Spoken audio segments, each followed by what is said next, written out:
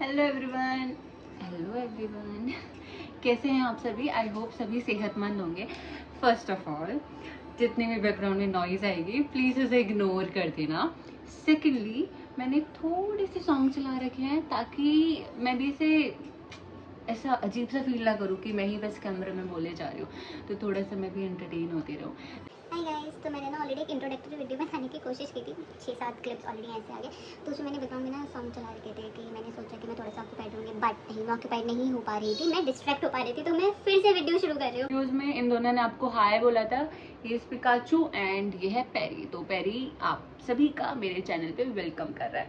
तो जैसे कि आप लोग वीडियो के टाइटल से देख सकते हैं कि मैं कुछ ऐसी चीज़ें बताने वाली हूँ दिल्ली यूनिवर्सिटी के बारे में जो पर्टिकुलरली मैंने फेस की और जिनके चलते मुझे ऐसा लगता है कि हाँ ठीक है, due is not that much fancy जितना बच्चे बना के रखते हैं। कि ऐसा नहीं कि यहाँ पे सब कुछ अच्छा अच्छा ही होता है, और ऐसा भी नहीं कि सबके सेम एक्सपीरियंसेस रहे होंगे मेरे, बट इन जनरल ये सिर्फ टोटली मेरा भी एक्सपीरियंस नहीं है, मेरा भाई भी दिल्ली यूनिवर्सिटी में पढ़ रहा है, मेरे फ्रेंड्स भी पढ़ रहे थे, मेरे दूसरे कॉलेजेस के भी फ्रेंड्स हैं, तो जिससे कि सबका थोड़ा सा कंपाइल सिमिलर एक्सपीरियंस है, एंड जो सभी के सिमिलर एक्सपीरियंसेस रहे हैं वो मैं इस वीडियो में बताने वाली हूँ।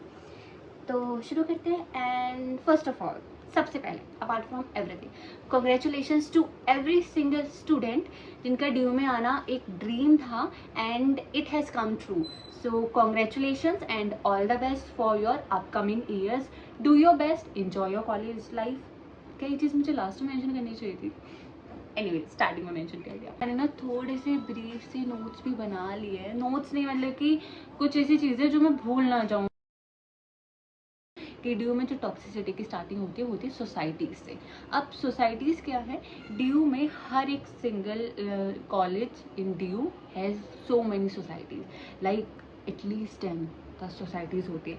अब सोसाइटीज़ हर एक चीज़ की होती है। सिंगिंग की होती है, डांस की होती है, ड्रामा की होती है, देन स्ट्रीट प्ले की होती है सोसाइटी, एंड देन लिटरेचर में सोसाइटी होती है। मतलब बहुत सारी सोसाइटीज़ रहती है। फिर अपने डिपार्टमेंट्स की भी सोसाइटी रहती है। केमिस्ट्री डिपार्टमेंट है, फूड टेक्नोलॉजी डिपार्टमेंट है, फिजिक्स डिपार्टमेंट है, मैथमेटिक्स डिपार्टमेंट है, इकोनॉमिक्स डिपार्टमेंट। तो स्टार्टिंग में ये होता है, ओरिएंटेशन के बाद ना जो ऑलरेडी उस सोसाइटी का पार्ट रहते हैं, सीनियर्स और जूनियर्स उस टाइम के, फ्रेशर्स को अप्रोच करते हैं, क्योंकि हर एक सोसाइटी भी अपना प्रेजेंटेशन देती है ओरिएंटेशन के टाइम पे।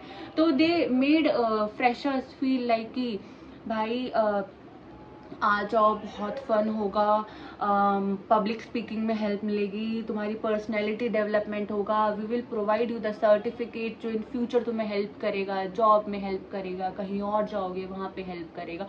मतलब तुम्हारी बहुत तगड़े लेवल की ग्रोथ होगी। और कि अगर तुमने किसी भी सोसाइटी में पार्ट नहीं लिया तो it means you are not going to live your college life to the fullest, ऐसा दिखाया जाता है। एंड ये भी होता है कि इंटरव्यू राउंड्स होते हैं, और पता नहीं 3-4 इंटरव्यू राउंड होते हैं, कुछ ना कुछ एक्टिविटी करके दिखानी होती है। वी हैव दैट ऑप्शन कि आप एटलीस्ट 3 या 4 सोसाइटीज़ को आप ज्वाइन कर सकते हैं। ये सब स्टार्टिंग में होता है कि करिकुलम के मतलब एकेडमिक्स के साथ साथ आप सोसाइटीज़ को बहुत इजीली मैनेज कर लोगे, कोई प्रॉब्लम नहीं आएगी। मतलब बहुत ज़्यादा से दिखाया जाता है। तो बेसिकली ये क्या करते हैं, ये टारगेट करते हैं with a technique which we called FOMO, that fear of missing out. मतलब ये इस चीज़ को यूज़ करते हैं कि अगर आप सोसाइटी का पार्ट नहीं बने तो it means you are missing out something. अब स्टार्टिंग में फ्रेशर है, मैं भी फ्रेशर थी एक टाइम पे, तो अब मुझे कोई ऐसी चीज़ बोलेगा तो मैं ऐसी थी, मैंने कहा ये भी सोसाइटी ज्वाइन कर लेती हूँ, ये भी सोसाइटी ज्वाइन कर लेती हूँ, लिटरेचर वाली सोसाइटी में भी आ जाती हूँ, मतलब सब में आ जाती हूँ भैया। पूरा ओवरऑल पर्सनैलिटी ग्रोथ ही कर लेती हूँ। अपनी पब्लिक स्पीकिंग ऑलरेडी मुझ में पहले से थी, बट वही होता है ना कि मज़ा आएगा चलो करते हैं। तो मैंने भी ज्वाइन करा, एंड ऑलमोस्ट कोई भी ऐसा बच्चा नहीं था जिसने ज्वाइन नहीं किया था। कुछ 1-2 बच्चे थे, तो उन्हें तो स्टार्टिंग में मैं सोचती थी किसी सोसाइटी का पार्ट नहीं, कैसे बच्चे हैं। लेटर इन लाइफ आगे मैंने रियलाइज करा कि वो सबसे बेस्ट थे, कि जो किसी सोसाइटी का पार्ट नहीं थे। मुझे ऐसा लग रहा है कि अगर मैं बोलते चले जाऊंगी ना तो वीडियो पूरी सोसाइटी के ऊपर ही होती चली जाएगी। बट ऑनेस्टली हाँ, अब मैं ठीक है ये सारे अपने एक्सपीरियंस नहीं सुनाने वाली कि मेरा कैसे बुरा एक्सपीरियंस रहा था, बट एक इंसिडेंट बताऊंगी। एंड मैं अपनी वो सोसाइटी को मेंशन भी नहीं करना चाहती कि हमारे सीनियर्स हमारे साथ कैसे बिहेव करते थे। बट ठीक है, उस टाइम पे अभी अगर सोच के देखूँ तो वो भी बच्चे ही थे, तो मतलब कि सबका बचपना ही था इन शॉर्ट, कि वो अपने जूनियर्स को इस तरीके से ट्रीट करते थे। जूनियर्स मतलब कि हम। तो ड्यू की सोसाइटीज़ में क्या होता है, हायरार्की सिस्टम चलता है। सीनियर्स हैं जूनियर्स हैं, देन सुपर सीनियर्स भी होंगे जो पास आउट सीनियर्स होंगे। तो मतलब कि उन्हें भगवान माना जाएगा, वो जो भी बोलेंगे उनको बहुत ज़्यादा प्रायोरिटी दी जाएगी। और सुपर सीनियर्स के जो ऑर्डर्स हैं वो कौन झेलेगा? सीनियर झेलेगा। अब सीनियर्स जो टॉक्सिसिटी उन्होंने बिल्ड कर ली अपने सुपर सीनियर्स की वजह से, वो कौन झेलेगा? वो जूनियर्स झेलेंगे। ये जो हायरार्की सिस्टम था कि इतना इतना बुरा था कि एक पॉइंट पे आके मेरे इंक्लूडिंग जितने भी हम सब थे जूनियर्स, हम सब ने सेकेंड ईयर में आके, जब हम थर्ड ईयर होने वाले थे, हमने सोसाइटी छोड़ दी क्योंकि हमें टॉक्सिसिटी बर्दाश्त नहीं कर पाते थे। भाई मैं रोती थी आगे कि सोसाइटी नहीं छोड़ सकते, फाइन लगा देते कि अगर तुमने सोसाइटी छोड़ी तुम्हें इतना फाइन पे करना पड़ेगा, जो कि वो कुछ नहीं है, वो बस फियर टारगेट करता है, ऐसा कुछ नहीं है। कॉलेज में तुमने रिपोर्ट वगैरह कर दी ना सोसाइटी को लेके तो मजे आ जाएंगे फिर। बट देन अगेन ठीक है, मैंने सोसाइटी छोड़ दी। उस टाइम के बाद मैंने कान पकड़ लिया कि I am not going to join any other society, neither am I going to advise anybody else to join any society। तो मैं इनिशियली ना, मुझसे अभी बहुत सारे बच्चों ने पूछा भी जिनका ड्यू में एडमिशन हो चुका है कि दीदी आप कुछ एडवाइस देना चाहेंगे हमें, हमें क्या करना चाहिए अपने, मतलब किस तरीके से हमें एंगेज करना चाहिए लोगों के साथ। तो मैंने उन्हें यही चीज़ बोली कि stay away from the societies unless or until you are willing to dedicate 3 years or waste your 3 years, क्योंकि सर्टिफिकेट का कोई काम नहीं होता। I am right now working, मैं कहीं नहीं दिखा सकती। इवन मेरे सीनियर ने तो मुझे ये चीज़ और बोली है कि आशु एक्स्ट्रा चीज़ें नहीं दिखानी चाहिए, सिर्फ जो जॉब प्रोफाइल से रिलेटेड तुम्हारी चीज़ें हैं ना, सिर्फ उन्हें दिखाओ अपने सीवी पे, एक्स्ट्रा चीज़ों से कुछ नहीं होता। देन अगेन नहीं, मेरा एक्सपीरियंस है, क्या पता कोई जर्नलिज्म में जाए उसके लिए ज़्यादा चीज़ें हो जाए, बट देन मैं तो फूड टेक्नोलॉजी वाली थी तो मेरे लिए कुछ ज़्यादा नहीं था।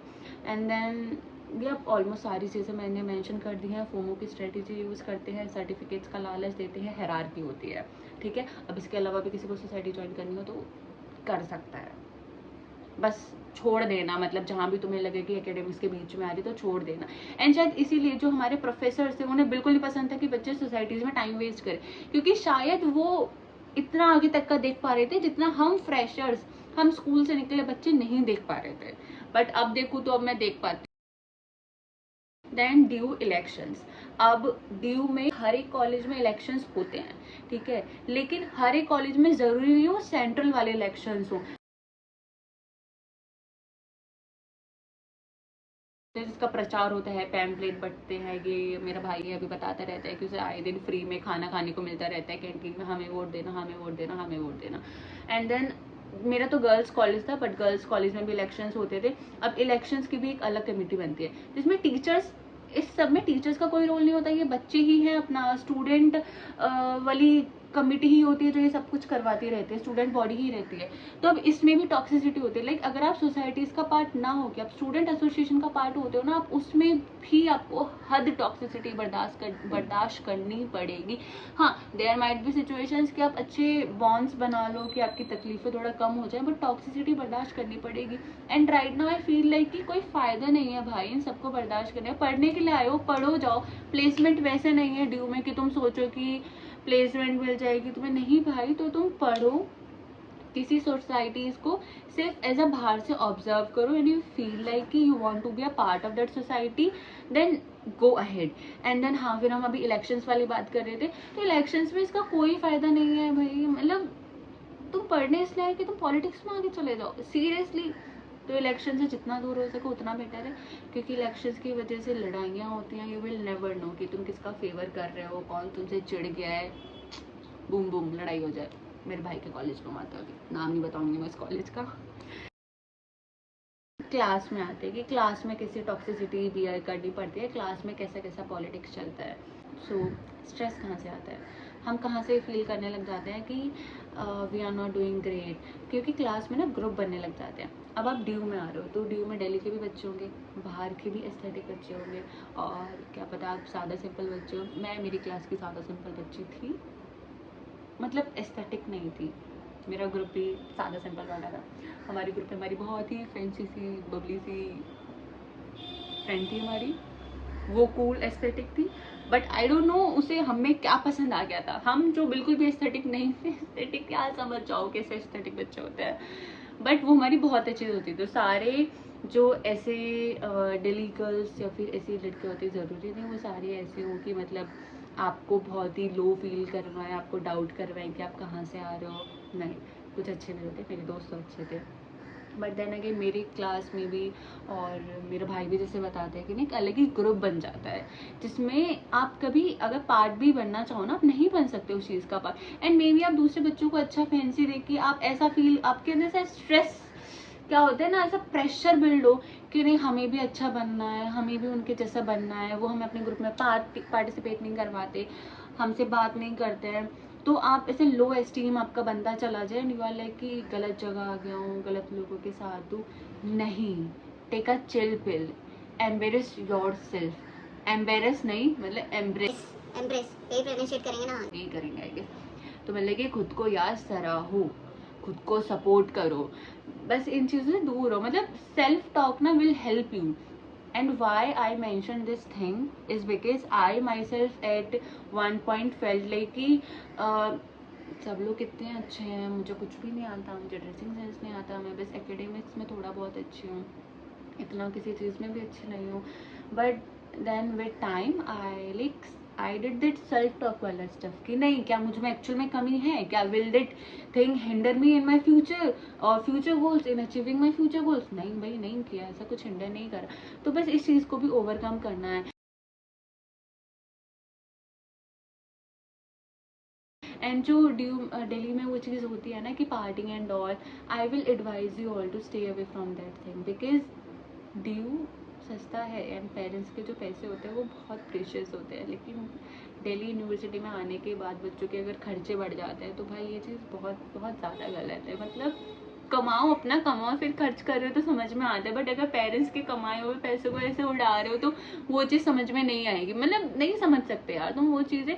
कभी थोड़ा सा कुछ कमा के पेरेंट्स को गिफ्ट करोगे ना, उनके चेहरे की जो स्माइल आएगी तो तुम रियलाइज करोगे कि हम जो पापा से किसी भी चीज़ के लिए पैसे लेते थे और वो पार्टी में उड़ाते थे, तो no, that's not good, that's completely not good।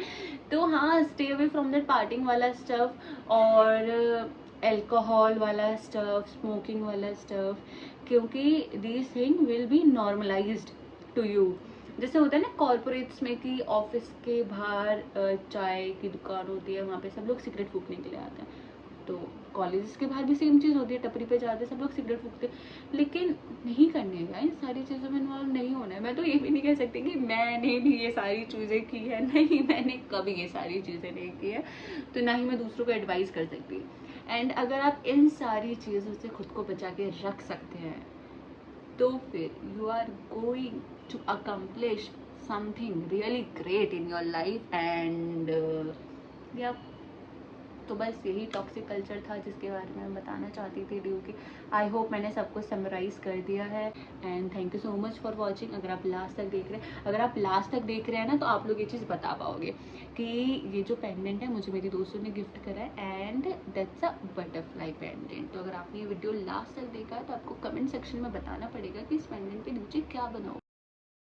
यार मैं अभी 4 मिनट से फोन के सामने बोले जा रही, मैंने और ही नहीं करा था। इतना दुख मेरी जिंदगी में कैसे आ सकता है।